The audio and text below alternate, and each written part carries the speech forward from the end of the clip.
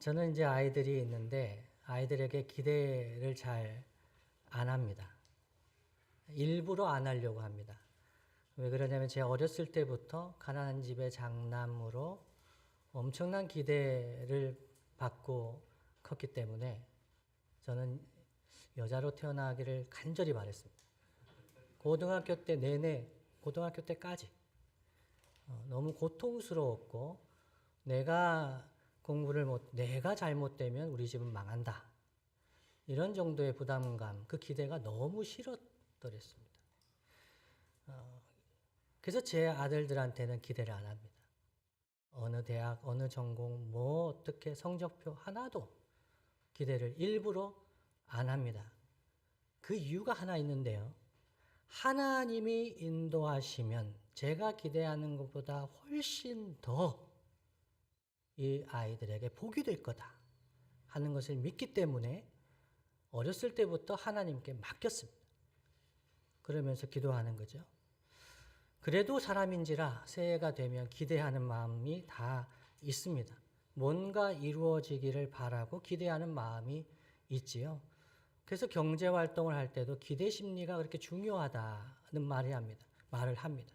우리나라의 경기가 올해 좋아질까 나빠질까?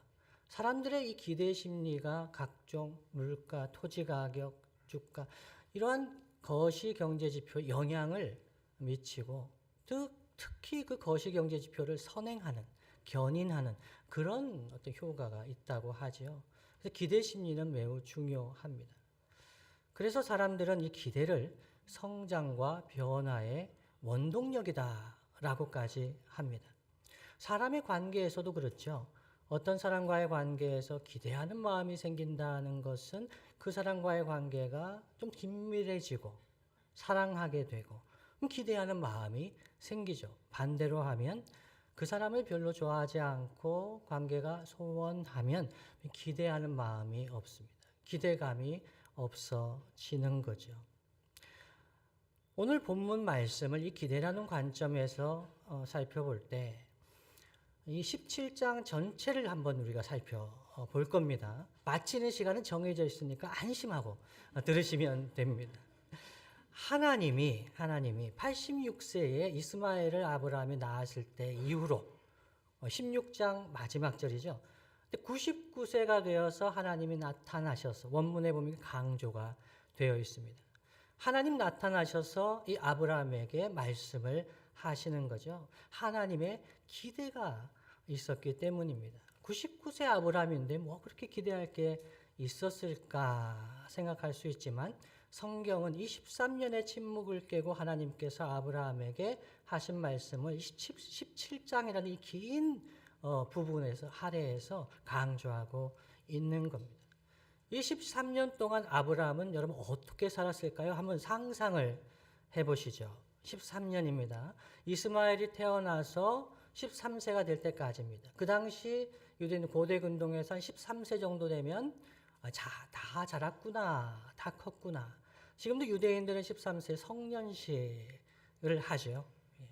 그래서 이스마엘을 태어나고 뭐 장로님은 지금 아이를 그렇게 키우느라 애를 쓰시지만은 그래도 이 아이가 병에 걸리지 않고 건강하게 성장해서 잘 자랐습니다. 여종 하가를 통해서였지만 꿈에 그리던 아들도 얻었습니다. 어느덧 성인의 나이가 되었죠. 감사하고 만족스러운 그런 때가 아니었을까 이렇게 상상을 해볼 수가 있습니다. 하나님 13년 동안 나타나지 않으시고 말씀하지 않으셨다고 해서 아브라함이 그렇게 힘들었던 것 같지는 않습니다. 그것을 좀 짐작해 볼 수 있게 해주는 게 25절입니다. 25절에 보면은 하나님이 뭐라고 말씀하셨는데 아브라함은 그렇게 갈급한 것이 없었습니다. 그냥 이스마엘이나 그냥 이렇게 살면 좋겠습니다. 이렇게 이야기를 하는 거죠. 그런데 그때 여호와께서 아브라함에게 나타나서 말씀을 하셨습니다. 1절 말씀입니다. 다 함께 한번 읽어보겠습니다. 1절 말씀 시작. 아브라함이 99세 때에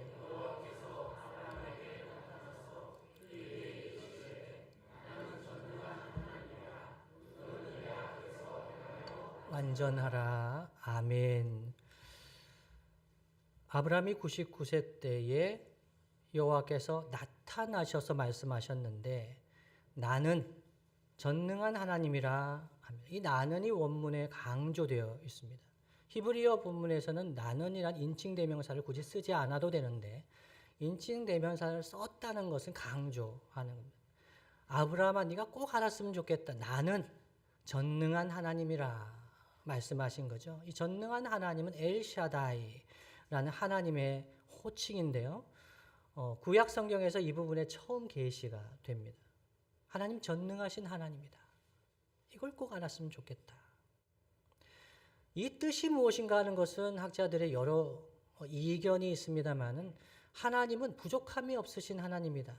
하나님은 충족하신 하나님이다라는 의미가 있다고 이야기를 합니다. 하나님 전능하셔서 무엇이 부족한 하나님이 아니시다는 말씀을 하시면서 이 아브라함에게 기대하신 거 말씀하신 것이 있죠. 그것은 너는 내 앞에서 행하여 완전하라 하는 것입니다. 너는 내 앞에서 행하여, 내 앞에서라는 것은 이 문자적으로 보면 하나님 앞에서라고 할 수 있지만 하나님의 관점에서 하나님께서 인정하시는 방법을 이런 뜻이 담겨 있습니다. 하나님의 관점에서 행하고 완전하라는 것입니다. 그렇다면 아브라함이 무엇이 불완전하다고 생각하셔서 말씀하셨을까? 이 생각을 가지고 한 17장을 한번 보겠습니다. 하나님은 아브라함이 뭐가 부족하다고 생각해서 무엇을 완전하게 하시기 위해서 기대하는 마음으로 말씀하셨을까? 그래서 이 시간에는 17장 말씀을 차례로 한번 살펴보면서 여호와 하나님께서 아브라함이 어떤 부분이 불완전하다고 생각하셨는지 함께 생각해 보겠습니다. 우선 여호와 하나님께서는 그 하나님의 언약을 다시 한번 확인시켜 주십니다. 2절 말씀입니다. 제가 읽어드립니다. 내가 내 언약을 나와 너 사이에 두어 너를 크게 번성하게 하리라 하시니 4절도 이어서 읽어드립니다. 보라 내 언약이 너와 함께 있으니 너는 여러 민족의 아버지가 될지라 말씀하셨습니다. 하나님의 언약이라고 말씀을 드렸죠. 하나님이 아브라함에게 약속하신 하나님의 약속, 이것을 이루어 가시는 과정에서 이 아브라함이 하나님의 약속을 기억했으면 좋겠다. 반복해서 말씀하시지만 조금 더 구체화되기는 하지만 동일한 약속을 하시는 거죠. 그래서 그 하나님의 약속이 분명하다는 것을 또 강조하시기 위해서 아브라함에게 새로운 이름을 지어주셨습니다. 아브람이라는 이름을 가지고 있었는데 그 아브라함을 아브라함이라고 새로운 이름을 주신 거죠. 아브람이라는 것은 높은 아버지, 존귀한 아버지 이런 뜻을 가지고 있습니다. 유대인 랍비 중에 어떤 사람은 이 람이라는 것이 아람 족속을 가리키는 표현이다. 그래서 아람 지역, 아람어를 쓴 지금 같으면 시리아와 이 팔레스틴 지역에 있는 이 아람 지역의 조상이 된다는 의미로 해석하기도 합니다. 어쨌든 한 가문, 한 족속의 존귀한 아버지, 조상이 되는 그런 이름을 가지고 있었는데 하나님은 아브라함이라는 이름을 주신 거죠. 이것은 많은 민족의 조상, 아버지가 되게 하시겠다는 하나님의 약속을, 언약을 담아서 이름으로, 새 이름으로 주신 것입니다. 별로 다르지가 않습니다. 이전에 하나님께서 주셨던 언약과 다른 내용이 아닌데, 부족해서 주신 것이 아닌데, 하나님의 약속을 재확인해 주시는 거죠. 이어서 땅에 대한 약속도 재확인해 주십니다. 8절입니다. 제가 읽어드립니다. 내가 너와 내 후손에게 내가 거류하는 이 땅, 곧 가나안 온 땅을 주어 영원한 기업이 되게 하고 나는 그들의 하나님이 되리라 말씀하셨습니다. 여기까지는 이미 약속하신 것에 대한 재확인인데 그게 다를 것이 없는데 하나님은 이름 바꾸라고 해서 이렇게 준엄하게 이렇게 분위기를 잡고 말씀하셨을까? 좀 이어서 한번 보죠. 이어지는 말씀에 보면 이름만 바꾸라고 하신 것이 아니라 할례를 받으라고 하셨습니다. 11절 말씀입니다. 제가 읽어드립니다. 너희는 포피를 베어라. 이것이 나와 너희 사이의 언약의 표징이니라 말씀하셨습니다. 남자들, 아브라함의 집의 남자들, 종들까지 나그네 그 모든 사람들이 언약 공동체로서 그 언약의 표징인 할례를 받으라고 하셨는데, 이 언약의 표징이라고 할 때 표징은 히브리어 오트라는 단어인데요. 이 대응하는 헬라어 단어가 스티그마입니다. 스티그마는 많이 들어보셨죠?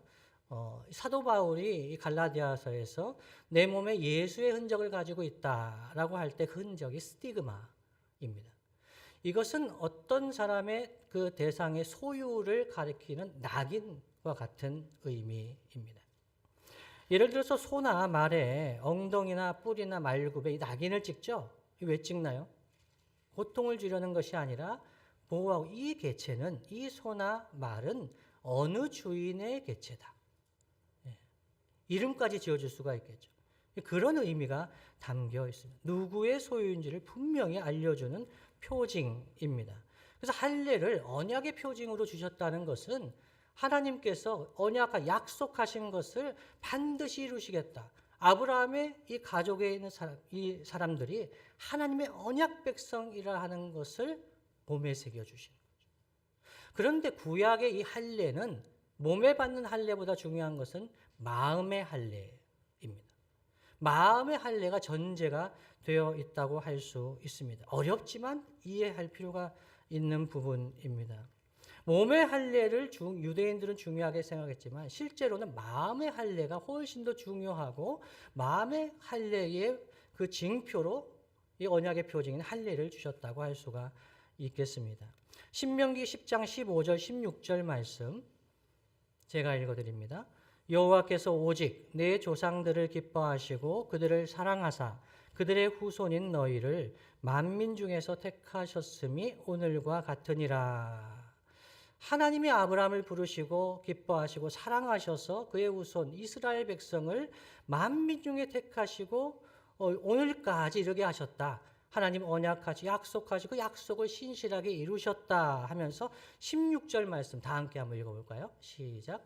그러므로 너희는 마음의 할례를 행하고 다시는 목을 곧게 하지 말라 말씀합니다. 구약 성경 일관되게 말씀합니다. 몸에 있는 이 몸의 할례보다 중요한 것은 마음의 할례입니다. 하나님의 백성이다. 나는 전능하신 하나님의 백성이다. 이것을 항상 기억하고 다시는 목을 곧게 하지 말라. 광야 생활에서 볼 수 있었던 내용 아닙니까? 하나님을 믿지 않고, 하나님 인정하지 않고 금송아지 우상을 섬기면서 우상 숭배했던, 하나님을 원망하고 배척했던 그 모습, 목을 곧게 한 교만한 죄를 범하지 말라. 마음의 할례를 행하라는 말씀입니다. 왜냐하면 하나님은 하나님 백성이 겸손하게 행하여 하나님 약속하신 언약의 복을 누리기를 원하셨기 때문입니다.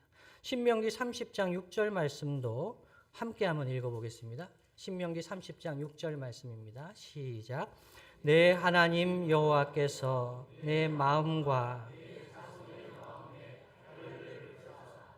너로 마음을 다하며 뜻을 다하여 내 하나님 여호와를 사랑하게 하사 너로 생명을 얻게 하실 것이며 아멘. 신명기 말씀에서도 하나님 뜻이 무엇인가? 하나님 백성을 부르시고 언약 백성 삼으신 목적이 무엇인가? 할례 받게 하신 목적이 무엇인가? 마음의 할례를 베푸사 마음을 다하며 뜻을 다하여 내 하나님 여호와를 사랑하게 하시려고. 이것이 할례의 목적인 거죠. 그래서 그 백성으로 생명을 얻게 하시려고 하나님께서 이 할례를 받게 하셨다 할 수 있습니다.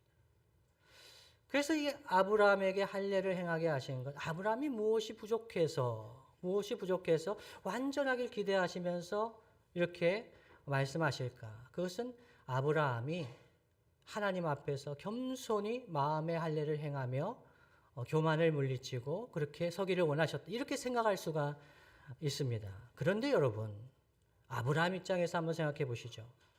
믿음의 조상 아브라함이 지금까지 뭐 그렇게 잘못한 게 있습니까? 아브라함은 하나님 말씀에 순종해서 고향을 떠났습니다. 그리고 친척을 떠났고 아버지의 집을 떠났습니다.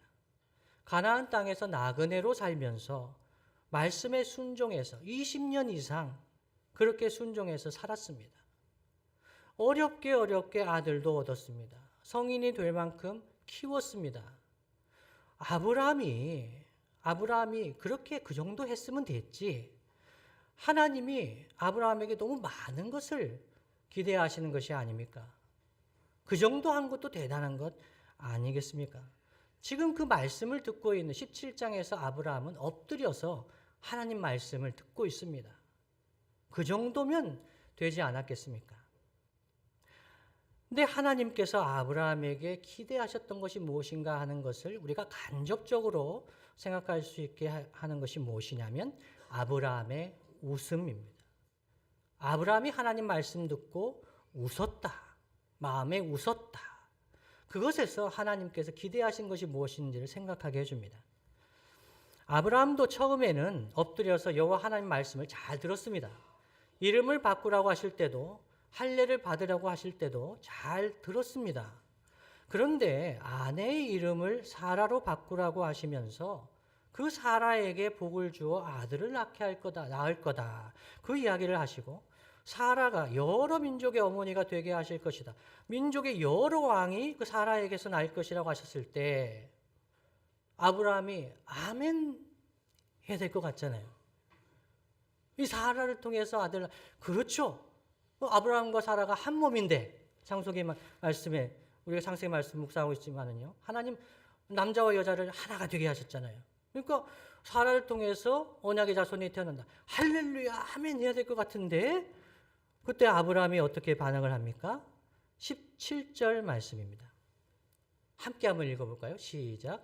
아브라함이 엎드려 웃으며 마음속으로 이르되 100세 된 사람이 어찌 자식을 낳을까? 사라는 90세니 어찌 출산하리요? 하고 아브라함도 다 생각이 있었습니다. 그렇지 않습니까? 자기가 99세고 사라가 90세고 아이가 안 생겨서 하갈 통해서 이렇게 이스마엘 낳아서 13년 지난 거 아닙니까?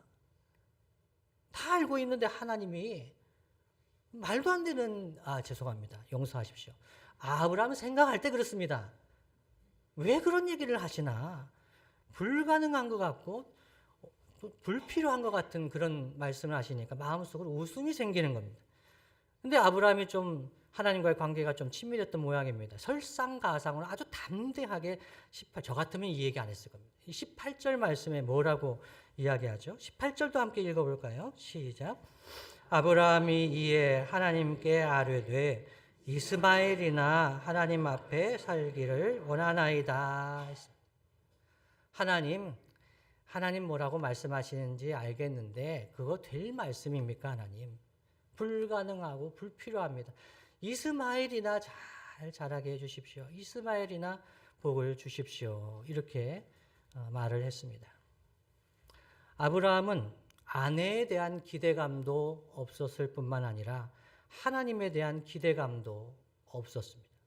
하나님께서 내 언약이라고 하시면서 하나님의 언약이라고 하시면서 그 언약을 이루시겠다고 말씀하시고 언약의 표징까지 주시면서 말씀하셔도 아브라함은 필요 없습니다. 하나님. 이스마엘이 잘 돼야 됩니다. 이렇게 말씀하시는 것이죠. 그래서 웃고야 말았습니다. 우리 인생에서도 이러한 일이 종종 있지 않습니까? 하나님 말씀하시고 성경을 읽을 때도 이런 말씀은 들리지도 않습니다. 그때 하나님께서 어떻게 반응하십니까? 하나님은 아니라라고 하십니다. 아니라. 아브라함 네 생각이 그건 아니다. 아브라함의 말을 하나님은 겸양지덕으로 여기지 않으셨습니다. 아브라함 참 겸손하구나. 뭐 큰 것을 바라지 않고 그냥 이스마엘이나 잘 크기를 바라는 겸손한 사람으로 하나님 이야기하지 않으셨습니다. 오히려 하나님께는 그것이 모욕이었을 것입니다. 여러분 예를 들어서 생각해 보십시오. 어떤 아비가 자녀들을 데리고 장난감 가게에 갔다고 생각해 보십시오. 제가 장난감 가게를 제일 좋아합니다. 너무너무 좋아하기 때문에 예화에 자주 나오는 겁니다. 장난감 가게에 아이들을 데려갔습니다. 어린아이들입니다. 근데 아이들에게 이야기합니다. 얘들아, 장난감 원하는 거 골라봐. 이렇게 이야기를 했다고 생각해 보십시오. 그때 만일 자녀가 이렇게 이야기한다면 어떤 마음이 들까요? 아빠, 돈 없잖아요. 아빠, 돈 없잖아요. 이거 너무 비싼 가게예요. 다른 데 가요. 그때 아비의 마음이, 야, 내가 잘 키웠구나. 내가 정말 가정교육 어렸을 때부터 너무 잘해가지고 이게 바랄 필요가 없는 거, 바라지 말아야 될 거, 이런 거 아비에게 구하지 않는 이런 빨리 철든 아들이, 딸이 되었구나라고 기뻐할까요?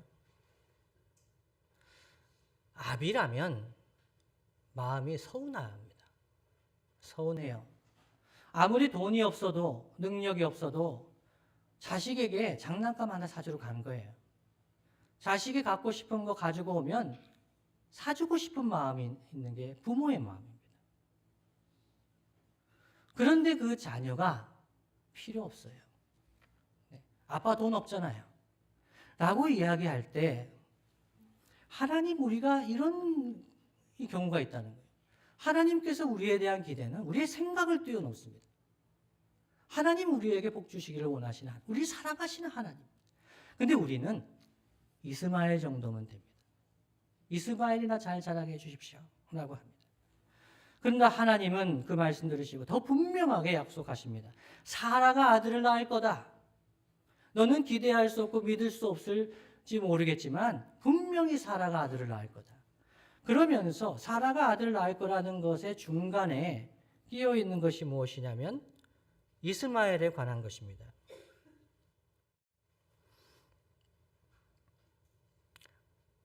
20절 말씀이죠. 20절 말씀 보시면 이스마엘에 대하여는 내가 내 말을 들었나니 라고 말씀하십니다. 이스마엘에 대한 네 말은 내가 들었다. 아니요. 아브라함이 이야기하기 전에 이미 하나님은 하갈에게 약속하셨습니다. 그 이스마엘에게 복을 주겠다고, 번성하게 하겠다고 하나님 이미 약속하셨습니다. 하나님은 아브라함에게 얘기하시는 거죠. 너 걱정하지 말라. 이미 하나님이 이스마엘에게 복 줄 거라는 거예요. 사라가 아들 낳을 거다. 반복해서 강조하고 계시는 것이죠. 아브라함도 이스마엘의 미래를 꿈꾸었습니다. 예, 그렇습니다. 그러나 이스마엘의 미래만 생각했습니다. 그러나 하나님은 우리의 미래를 보고 말씀하시는 하나님입니다. 하나님은 그냥 소원을 이야기하시는 분이 아닙니다. 하나님은 복을 축복하시는 분이 아닙니다. 하나님은 복을 주시는 하나님입니다. 아브라함의 미래를 보면서 말씀하시는 겁니다. 이삭을 보면서 말씀하시는 거죠. 그리고 그 미래를 이루실 수 있는 하나님, 전능하신 하나님이십니다. 하나님 전능하시기 때문에 그 하나님 앞에서 완전히 행하라 라고 말씀하시는 것입니다. 그래서 하나님 앞에서, 엘샤다의 하나님 앞에서 하나님께서 우리에게 기대하시는 완전함은 무엇인가? 그것은 우리가 더 능력 있는 사람이 되는 것이 아닙니다. 하나님은 우리가 더 능력 있는 사람이 되는 것을 기대하신 것이 아닙니다. 하나님 우리가 더 도덕적으로, 윤리적으로 완벽한 사람이 되기를 기대하신 것이 아닙니다. 만일 그것을 기대하시면서 완전하라고 하셨다면 우리가 할 수 없는 불가능한 것을 가지고 명령하신 것이 됩니다. 하나님은 우리가 실수하지 않을 것을 기대하신 것이 아닙니다. 나는 완전한 하나님이니까, 전능한 하나님이니까 너는 실수하면 안 돼. 그런 것을 기대하신 것이 아닙니다. 하나님 우리에게 기대하신 완전함은 무엇인가? 그것은 믿음입니다. 믿음입니다. 하나님 우리가 예수님의 형상을 닮아 하나님 형상을 회복하는 존재가 되기를 기대하시지요. 그러나 그것도 우리가 이룰 수 있는 것이 애당초 아닙니다. 하나님께서 성령으로 우리 안에 이루어 가시는 하나님의 역사, 성화의 역사인 것입니다. 그 과정에서 하나님 우리에게 기대하시는 것이 무엇입니까? 믿음입니다. 순전한 믿음, 전능하신 하나님을 믿느냐는 것입니다. 완전하라고 하실 때 히브리어 단어가 탐임이라는 단어인데요. 이것은 순전함이라는 의미를 가지고 있습니다. 재물을 얘기할 때 재물이 흠이 없고 순전해야 된다. 하나님은 큰 소를 요구하시는 것이 아닙니다. 아주 큰 양을, 막 양의 숫자를 요구하시는 것이 아닙니다. 순전함을 원하십니다. 우리에게 전능하신 하나님께서 기대하시는 것, 전능하신 하나님을 믿느냐. 결혼할 때에 그런 말을 할 때가 있습니다. 신랑 신부가 아주 좋을 때, 그리고 신랑이나 신부가 아주 전능할 때, 용서하십시오. 사람은 그런 일이 없습니다. 근데 이 여유가 있으면 몸만 오라라는 말을 합니다. 들어보셨습니까? 예, 간접적으로 들으셨겠죠. 몸만 오라. 다 있다. 집도 있고 차도 있고 모든 것 다 있다. 몸만 오라고 합니다. 정말 몸만 가면 됩니까? 안 됩니까? 안 됩니다. 큰일 납니다. 그 말을 잘 새겨드려야 됩니다. 그만큼 사랑한다. 그만큼 환영한다. 이런 말인 거죠. 근데 전능하신 하나님은 정말 우리에게 말씀하십니다. 몸만 오라. 믿음만을 바라십니다. 믿음만을 바라십니다. 왜냐하면 하나님 전능하시기 때문입니다. 하나님 충분하시기 때문입니다. 우리가 그 하나님을 하나님으로 여기느냐는 겁니다. 우리가 기도할 때도, 우리가 살아갈 때도 우리가 하나님을 어떤 하나님으로 생각하느냐? 하나님의 전능하심을 믿지 못하면 우리는 하나님의 때를 기다리지 않습니다. 하나님의 구원을 기대하지 않습니다. 그래서 자구책을 구합니다. 그래서 하나님께 기도할 때도 그렇게 기도합니다. 하나님 이때에, 하나님 이 방법으로, 하나님 이 일을 이루어 주십시오. 그러면서 능력이 필요할 때 마치 램프의 요정 지니에게 이야기하는 것처럼 하나님 이때 능력을 베풀어 주세요. 이 일이 이루어지게 해주세요. 그렇게 하나님을 대할 때가 있습니다. 그러나 전능하신 하나님을 믿는 성도들이라면 하나님의 때를 기다립니다. 하나님의 방법을 기다립니다. 하나님의 뜻이 이루어지기를 기다립니다. 왜 그렇습니까? 하나님은 전능하시기 때문입니다. 하나님은 미래를 보고 말씀하시기 때문입니다. 그것을 이루실 수 있는 능력이 있으시기 때문입니다. 그래서 하나님의 전능하심을 믿는 성도는, 하나님을 기대하는 성도는 인생의 과정에서 내 생각과 내 지혜를 내려놓게 됩니다. 단번에 이런 일이 일어나지는 않습니다. 그러니까 삶의 여정을, 믿음의 여정을 통해서 내 생각과 내 지혜를 내려놓게 됩니다. 왜요? 하나님의 때와 하나님의 방법과 하나님의 역사가 훨씬 더 완전하고 훨씬 더 복이 된다는 것을 깨닫게 되기 때문입니다. 그래서 이 과정을 통해서 조금씩 자기를 부인하게 됩니다. 나를 부인하게 됩니다. 내 생각과 내 지혜를 부인하게 됩니다. 하나님을 인정하게 됩니다. 더욱더 순전한 믿음으로 하나님을 기대하게 됩니다. 왜냐하면 내가 계획한 것보다, 내가 기대했던 것보다 하나님의 인도하셔서 이루시는 일이 훨씬 더 복되다는 것을 체험하며 누리며 살아가기 때문입니다. 저는 중학교 2학년 때 주의 종이 되겠다고 서원을 했습니다. 그러고 나서 공부를 하는데 목사님들을 이렇게 쭉 보니까, 용서하십시오, 세상 물정 잘 모르세요, 목사님들이. 그래가지고 제가 신학교를 40세에 가야 되겠다 이런 생각을 했습니다. 세상 경험을 하고 그러고 나서 신학교에 가겠다. 그런데 제 계획에 완전히 틀어지는 게, 제가 29세 정도 어간에 실직을 하게 됩니다. 정말 믿었던 단체, 사랑의 집짓기 운동. 저는 그 단체를, 이게 발기인입니다, 여러분. 시작되기 전부터 기도하면서 발기인으로 참여해서 간사로 키웠던 단체, 동참했던 사람입니다. 그런데 제가 이제 실직을 하게 됐습니다. 어떻게 됐을까요? 큰 충격을 받게 됩니다.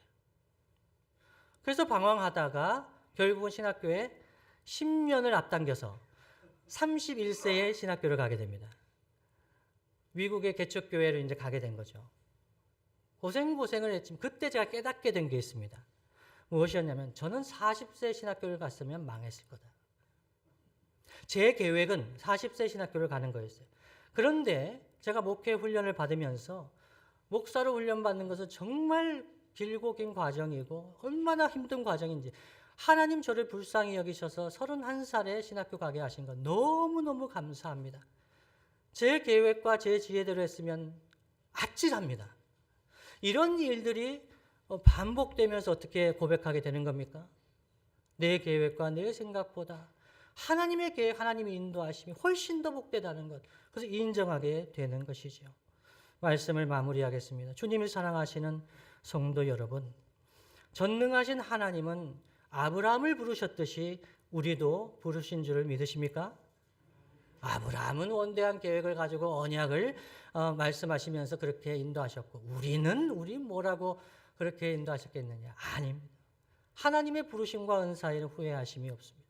하나님 한 사람을 부르실 때 하나님의 원대한 계획을 가지고 부르시는 거죠. 그리고 하나님께서 인도해 가시는 거죠.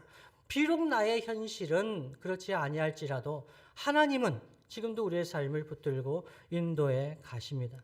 우리의 미래를 보시고 인도하고 계십니다. 그래서 하나님의 약속은 헛되지 않습니다. 하나님의 기대는 헛되지 않습니다. 하나님은 우리가 하나님을 기대하기를 원하십니다. 우리가 완벽한 사람이 되기를 원하시는 것이 아닙니다. 우리가 실수하지 않기를 기대하는 것이 아닙니다. 하나님은 우리가 하나님을 기대하기를 원하십니다. 하나님의 전능하심을 생각하면서 하나님을 기대하는 사람이 되기를 원하시는 거죠. 그러나 아브라함은 그렇지 않았습니다. 이스마엘이나 하나님 앞에 살기를 원한다고 했습니다. 그래서 나이가 들어갈수록 하나님에 대한 기대가 있는가? 우리 가슴에 손을 얹고 생각해 봐야 합니다. 새해를 맞이하면서 기대하는 마음이 잘 생기지는 않습니다. 그러나 하나님을 기대하는 성도들은, 하나님 나라의 완성을 믿고 기대하는 성도들은 하나님을 기대합니다. 교회를 기대하는 것이 아닙니다. 담임 목사를 기대하는 것이 아닙니다. 남편과 아내를 기대하는 것이 아닙니다. 전능하신 하나님께서 나의 삶 가운데, 하나님 나라 가운데 역사하실 것을 기대하게 됩니다. 믿음의 사람의 삶의 길이죠. 사람들은 내 가족이나 내 사업이나 내 일만 잘 되면 된다는 생각에 머무르기 쉽습니다. 그러나 하나님은 이스마엘만이 아니라 하나님의 나라를 생각하는 사람, 나라와 민족을 생각하는 사람, 세계 열방을 위해서 하나님께서 행하고 계신 하나님 나라의 역사를 바라보면서 전능하신 하나님을 의지하며 나아갈 사람들을 지금도 찾고 계십니다. 올 한 해 전능하신 하나님을 더욱 순전하게 믿고 기대하며 나아가는, 하나님의 때와 하나님의 방법으로 하나님의 선하신 뜻을 이루어 가실 전능하신 하나님을 믿으며 살아가는 저와 여러분 되시기를 예수님의 이름으로 축복합니다.